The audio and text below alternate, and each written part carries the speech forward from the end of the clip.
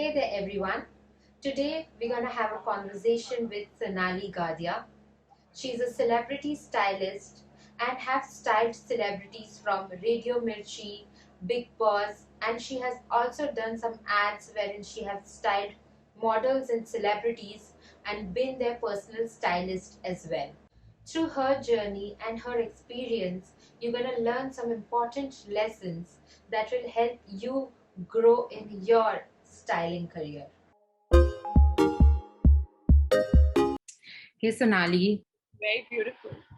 even you two look really nice. I think we both always try to style ourselves in the best possible way. Welcome to this talk show, which I have not named yet, but I want to give away a lot of information to the younger people who want to make a career in fashion, whether it is fashion designing, styling, image, or anything which has an element of fashion with my learnings, with others' learnings, and those who, the struggle, the learnings, the outcomes, everything possible that I can provide to the younger generation so that they are already aware of everything and then take a decision or probably then decide for their future or experiment with their future or try different things which they don't know about.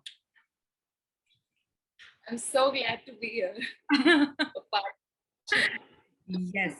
So, as I have read about you, know your work, seen your work, I have seen that you have worked with multiple celebrities and you have quite a few exposure on that side. So, tell me, how did you start your journey? How did you decide to be in fashion, or from which college you decide to do your course? So basically, I was always inclined towards fashion since my school days. I loved dressing up. I always used to love putting makeup and all. Secondly, my sisters were into fashion design. Okay. So they always used to inspire me. Okay, so I want to do what they're doing. I used to love painting and artwork also. So I thought, okay, someday when I grow up, maybe even I'll do something like that, or even I'll just choose fashion designing as my career. Later on, when I was pursuing my bachelor's in arts, I am a kind of a person who doesn't like sticking to just one thing. I don't want to waste my time. I want to do everything possible that I think I'm good at. So I thought, okay, since I am studying, I would like to focus more on my career side by side. So I started looking for more and more institutes that offered fashion designing. Later on, I visited a few of the institutes. I went there. I saw what things they were offering me and everything. Lastly, I visited Fad International. That is where I pursued my fashion styling from basically. So when I went there, I ideally had only fashion designing in my mind, not styling at all.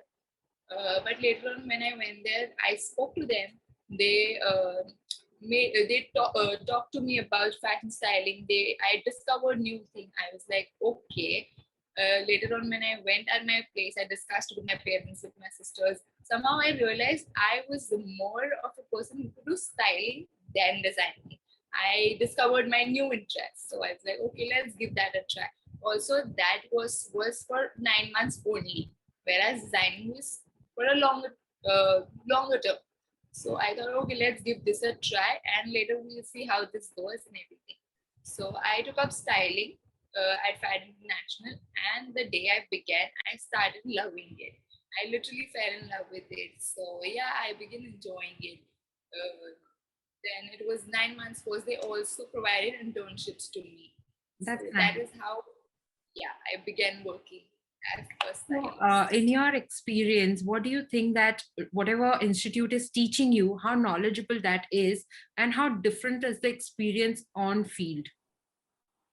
I think basics are very important. Not that a person who's not doing the course cannot come into this industry and begin, but I think it's just like doing schooling. If we wouldn't have done schooling, we wouldn't have been that educated. So I think basics are very important. Secondly, you get professionalism. You definitely learn a lot of other things which you wouldn't otherwise. So I Right. didn't know how you build up a website basically. So when I joined FAD, they also had this session where they teach you building your business cards. They teach you building your website and everything. So you get a lot of professionalism. They also teach you how to handle tough situations. What are you supposed to do when you are stuck into a particular situation? We also used to have on board assignments at FAD itself. So we used to get assignments where we need to do shoots and everything. So we already got the practical knowledge during the when we were doing the course, basically. So Okay. I think has a plus point. All right. So, how did you start your styling journey? Because, usually what happens after you pass out from an institute, you're lost. You don't know what should be our next step.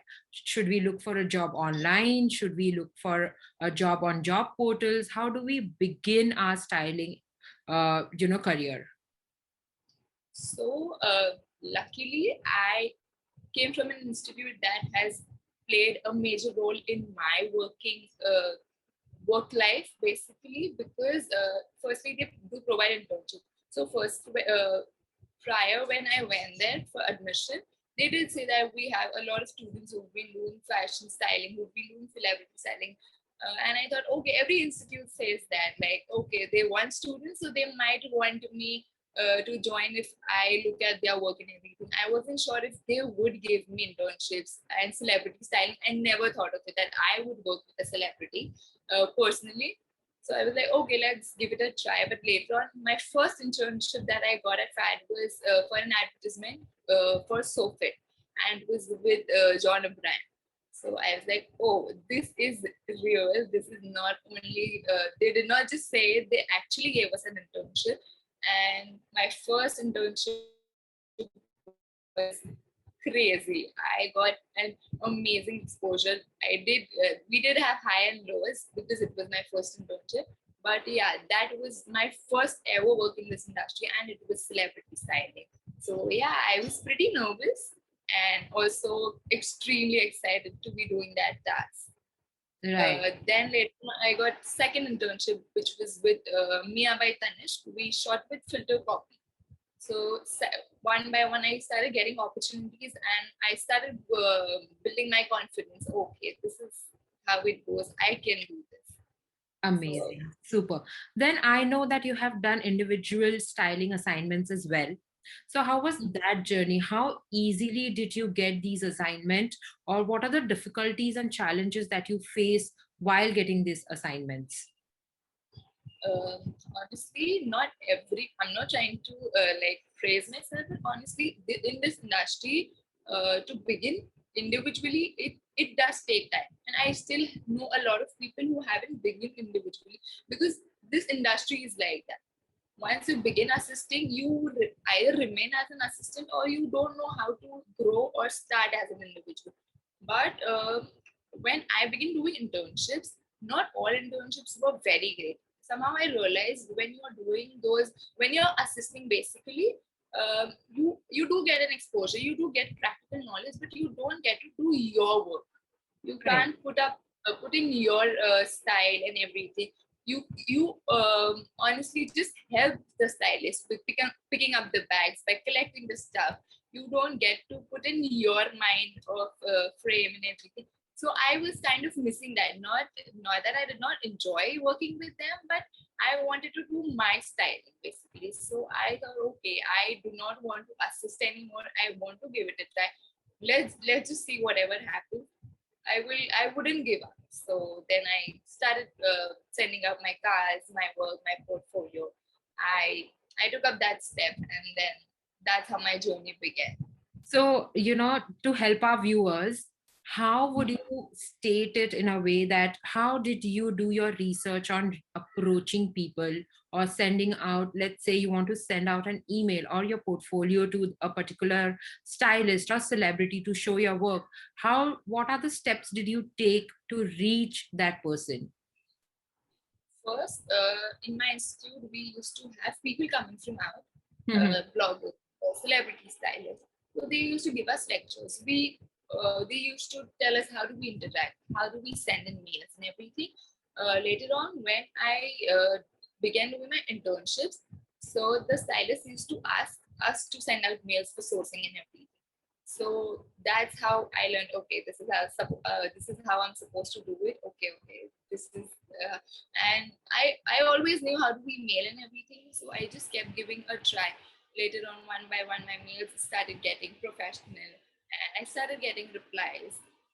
Also, when I was doing internships, I did build more contacts. When I used to be on set, I used to speak to them like, okay, in case you need a stylist, always just try and approaching me or something like that. I used to take their contact numbers and just send out them my profile or portfolio. Okay. That is how I So, think. coming back to assisting, as you said, you used to network while you were assisting. So, sometimes I have heard stories that the senior stylist who you're assisting might not be very comfortable you networking while working with them. So, what was your approach? No, definitely that is true. I wouldn't ever approach their personal clients. So anytime I work with a production who works with freelancers, I always used to approach only them because, of course, someday even I had to become a stylist, and I would never want anybody taking up my client. So I never tried approaching their personal clients because it is their hard work. Of course, I would never want to do that. So the production houses I used to work with, I used to email them in case if you have any opportunity that you think I will be able to serve you, please let me know. And otherwise, on Instagram, on social media, we have social media catering us to so many people.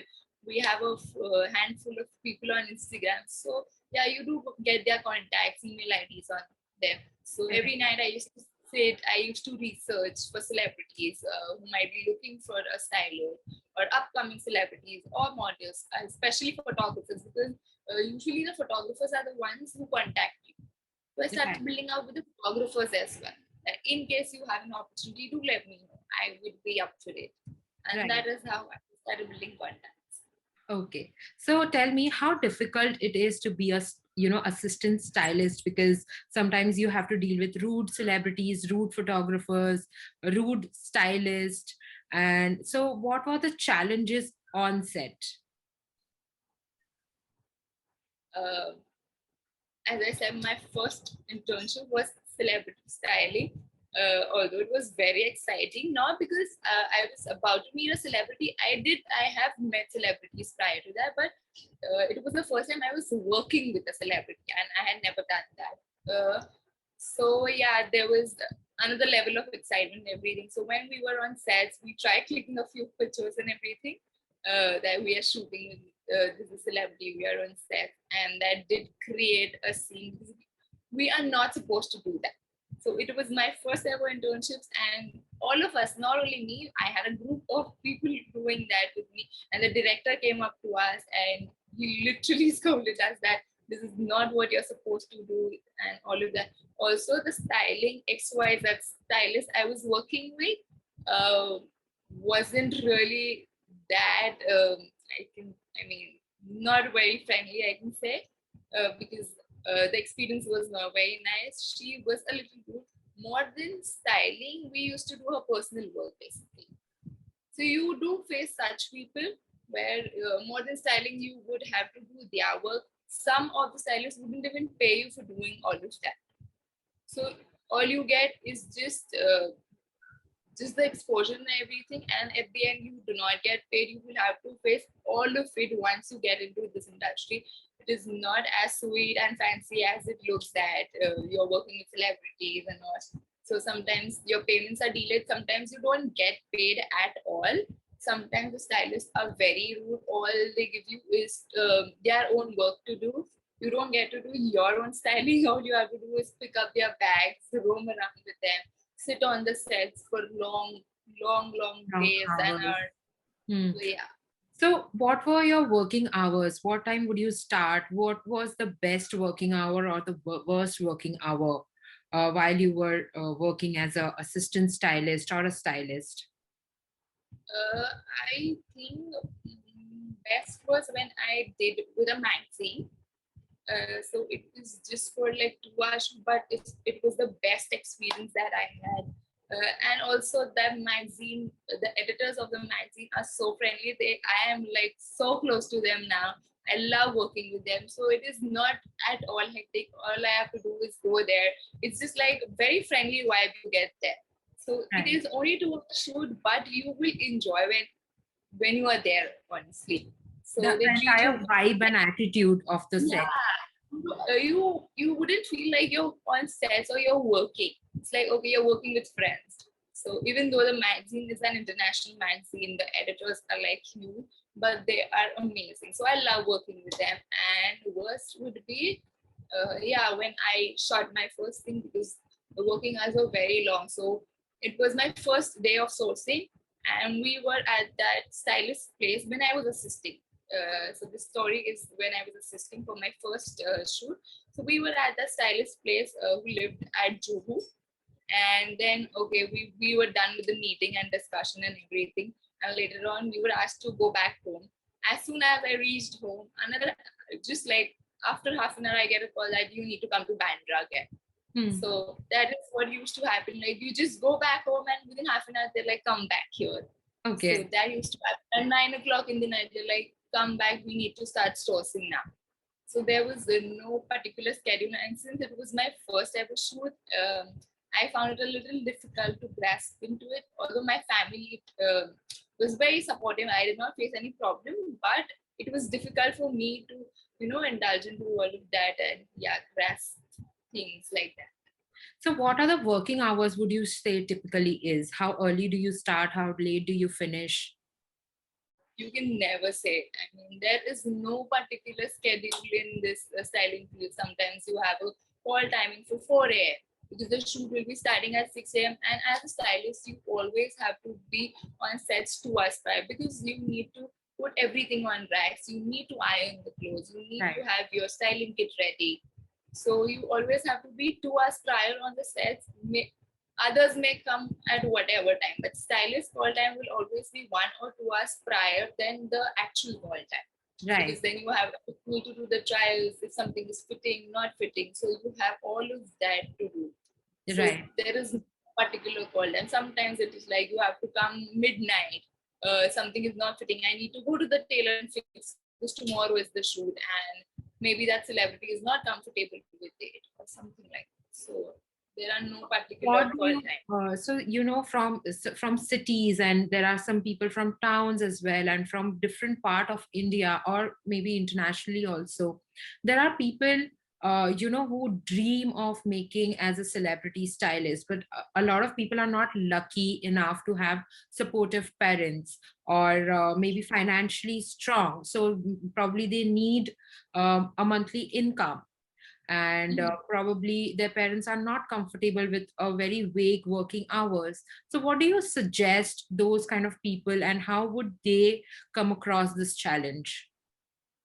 Honestly, I feel you do have demerits of being into this industry as a stylist, but there are also a lot of merits.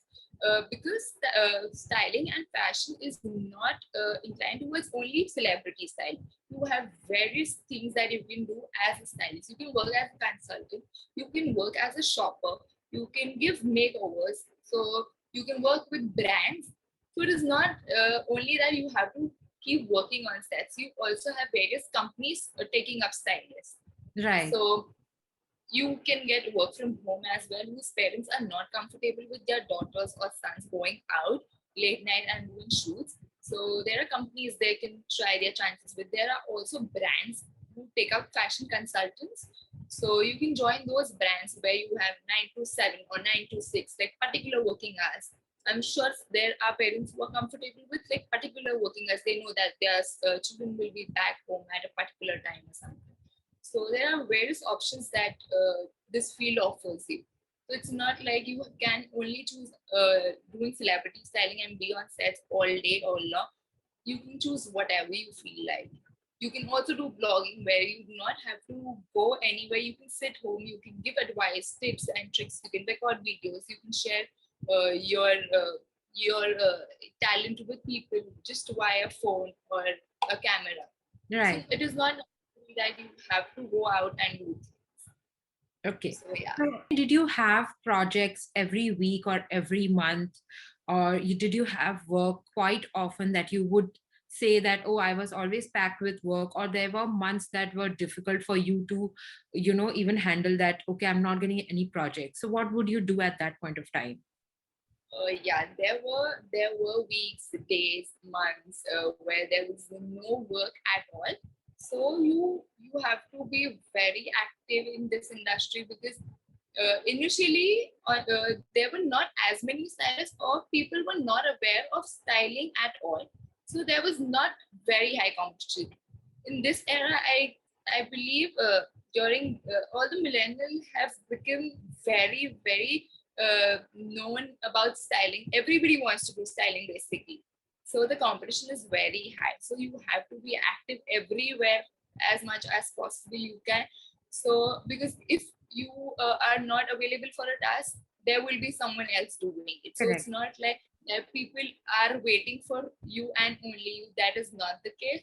So you have to have that contacts. You need to be very available all the time. You need to have a very strong team, that when you are not available, you can send out your team, because in this industry you cannot lose any opportunity. Once you lose it, they might take up someone else. Also, Right. since it's an era of social media, so people are always looking for better collaborations.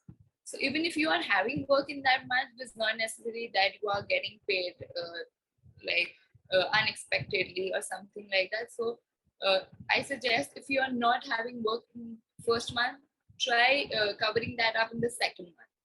So that is how you have to keep doing. And I would always suggest that you have two things in hand: one where you're doing a full-time work, and second where you can always, live up your dreams, do freelancing, do Right. the kind of work you like.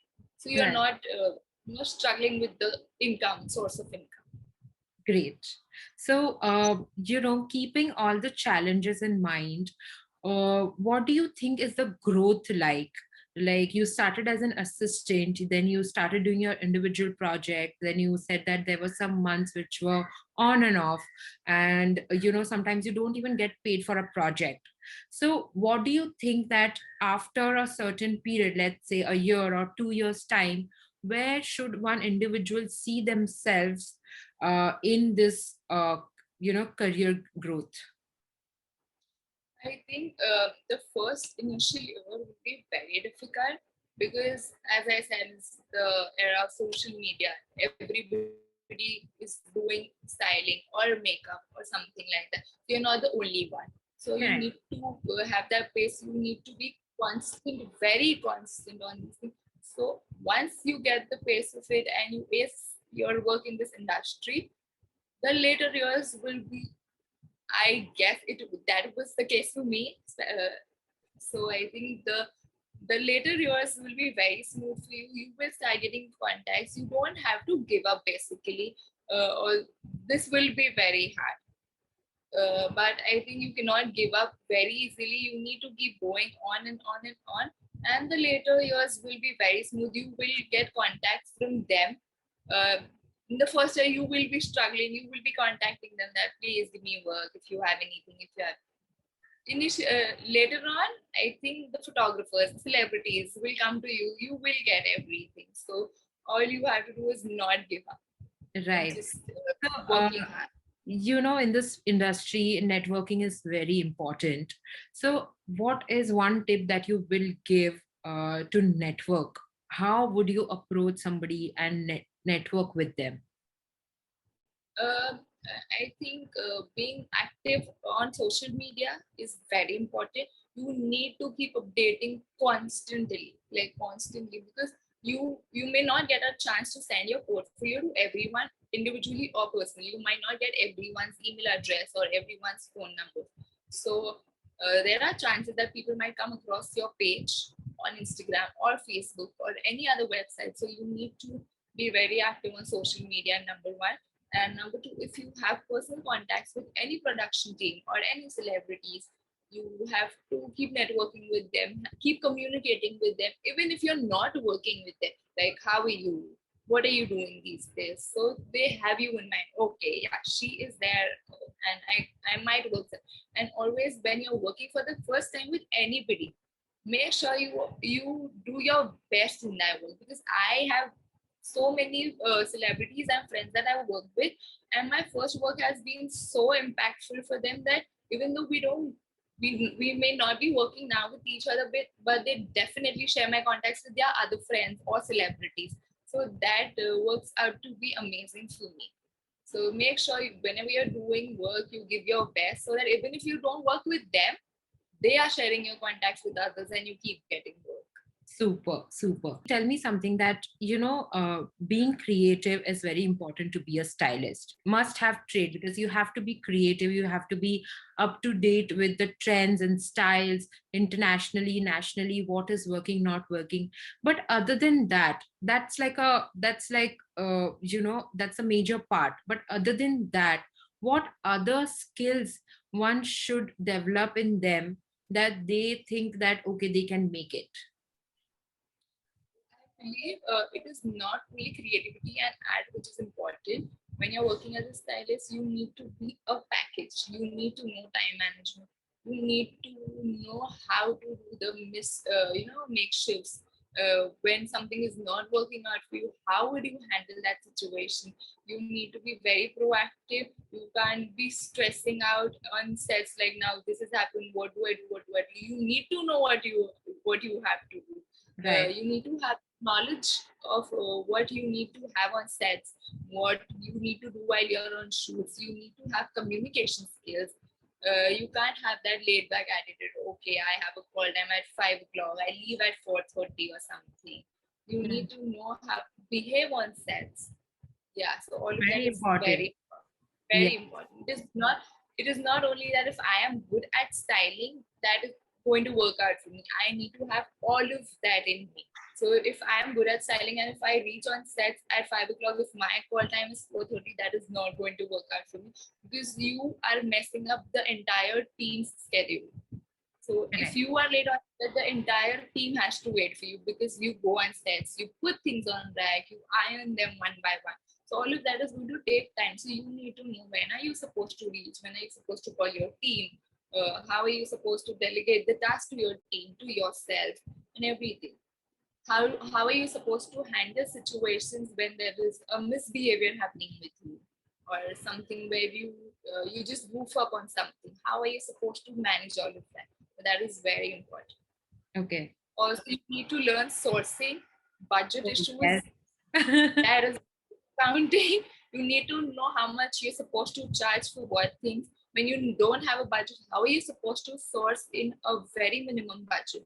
Because not always you will have chances to source from bigger brands. Sometimes you might Right. also have to go on streets, look for things. So you should know where you're supposed to do that from, how you're supposed to manage with that little budget that you have. Right. So all So, that is very important. so just reinforcing your points that one has to have communication skills, team management, time management, negotiation to negotiate while sourcing and negotiate how much to charge, right? Then be punctual, be on time, then, solution oriented, also critical thinking at the moment that, okay, something has gone wrong, let me fix it quickly. So these are these are the aspects we never think of, or we never got knowledge on while we were learning fashion, because we were only concentrated in, okay, we have to be creative to get work, but actually creativity is just 20% of it. It Rest is, 80% but is the other skills. So like you said, budgeting, tell me that, when you're starting your career, how do you price your service, and when you're initially growing, how do you price your service? So when you begin work, honestly, you may not always be correct with your budgeting. You might give up a budget of say 5,000, and later on, when you begin working, later on you cannot change the budget. That is Right. obvious. Suppose if I got my first work today and I tell them that I need 5K for this shoot, and later on I realize that I have nothing left in my hand. I spent everything on my travel. I spent everything while sourcing, And that is how you will learn. Okay, in my first thing I made a mistake by just putting just giving this much of budget. In second one I would realize, okay, this is how much I'm spending on my travel, this is how much I'm spending on my food, miscellaneous stuff, because there are so many things happening. It is not Correct. one time job. As a Correct. stylist, others on the sets may be working only on sets, but as a stylist you have to work pre-shoot, on shoot, and also post shoot, because you Correct. need to keep Absolutely. constantly, you need to be on calls. Okay, what is the script like, what is the storyline, what is it? So you need to sit and make the entire list, go out for sourcing like from morning to night, and keep sourcing like for one day, second day, third day, then do the trials with the celebrities or whoever the person you're styling. If that doesn't fit, you need to resource everything or get those things fixed for the person you are shooting for. Then you go on sets, and on set is a very hectic schedule. Then post post shoot, you need to return everything, get everything fixed, just check if what things you're returning has no stains, has no marks, everything is neat and tidy, get everything dry cleaned.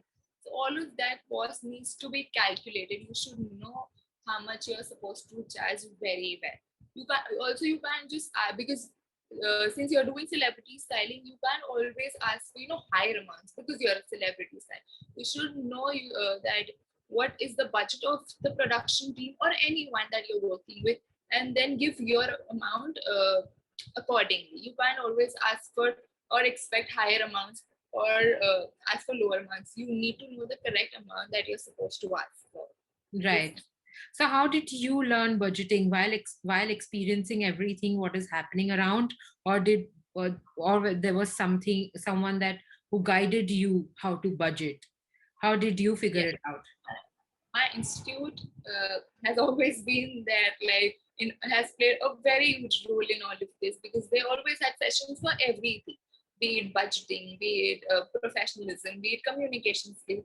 So I did have an idea. They always used to teach us like how much are you supposed to charge for this thing, or when you're doing editorials, when you're doing an advertisement, or you're shooting for a random brand. So you should also, how are you supposed to charge, because it is not always you charge per look wise. Sometimes, because when you're doing an advertisement, you cannot charge someone per look wise. You are working for us there, and you might have 20 looks, so I can't keep charging them for each look. I need to charge them for per hour. And if they're increasing us, like, you should know how you're supposed to charge for what shoot. If you're doing an advertisement, there's a different budgeting. If you're doing editorial shoot, that's a different budgeting. If you're doing 2 to 3 days project, there's a different budgeting. If you are doing a pre-wedding shoot, you how you charge. So you need to learn everything altogether. Right. So So that is another process.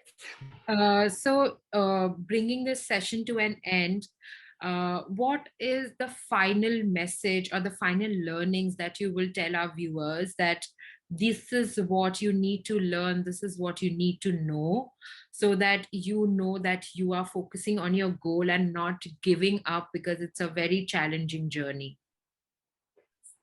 So I believe, be it this industry or this profession, make a very wise decision, because you are not supposed to judge anybody just by the name of it or the way it looks, because it is not how it looks or how it sounds like. If it is celebrity styling, it is not like you are chilling with them, sitting with them, clicking pictures. It is not at all like that. There is a whole lot of process going on behind. When you see an advertisement, it's like we criticize very quickly. Okay, she is not wearing the kind of clothes she is supposed to. She should have worn something, but they don't know there is a whole process that has went through behind this. There has been a team meeting. There has been so much of sourcing. Why that particular thing was chosen and everything. So there is a lot going behind the scene that people are not aware of.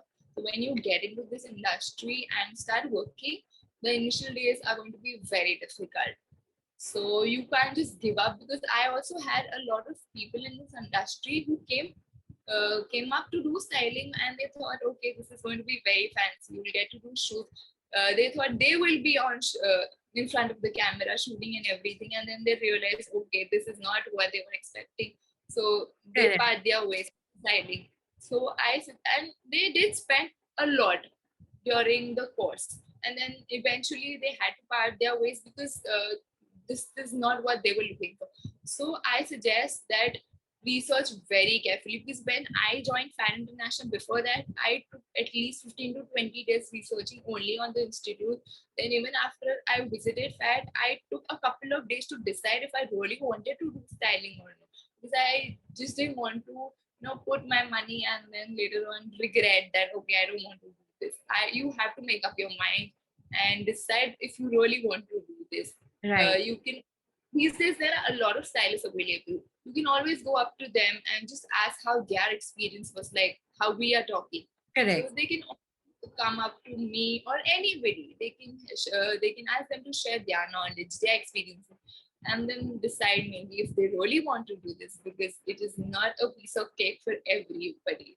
Correct. It Because has I interact with a lot of fashion graduates, fashion freshers, and I guide them, consult them that how they can go about it, how to create their portfolios. And what I've realized is a lot of people step into this industry looking at the glitz and glam, but they don't realize that that glitz and glam is not for you to be in front of the camera. The glitz and glam is for the celebrity, and we are the ones who's working behind the scenes, which is never glitz and glam. It's hard work, it's very, creativity, and it's a lot of focused work. That okay, someday I will be known that I am styling this particular celebrity who's known for their style. So that's the whole idea of being a celebrity stylist. very true. So it does have a lot of merits. Like you get to travel, you get to work with a lot of celebrities, you get to meet new people, visit new places, experience the whole set thing and everything. But then not everything you get, like very very decoratively on a nice full of plate. You have to know the demerits also. You have to deal with all of that. So you Right. need to all of that. How will you handle it? You can't Right. just take on the pressure and then just suddenly leave it because you are not able to handle the pressure. Right. So I think we have quite a few valuable points where our viewers can definitely, take in. And I think that there are more to it if our viewers write down their questions and, they want to know more about a particular section or a particular, whether what it is like on set or what it is like offset or what do you do in sourcing. So I think we can connect again and give them that insight on a very particular topic that they want information on. Thank you for having me. Thank you for joining me. Hey, thank you for watching this video. If you have any question related to celebrity styling or fashion styling, leave your questions in the comment section. And in the next video, we will try to cover as much as possible.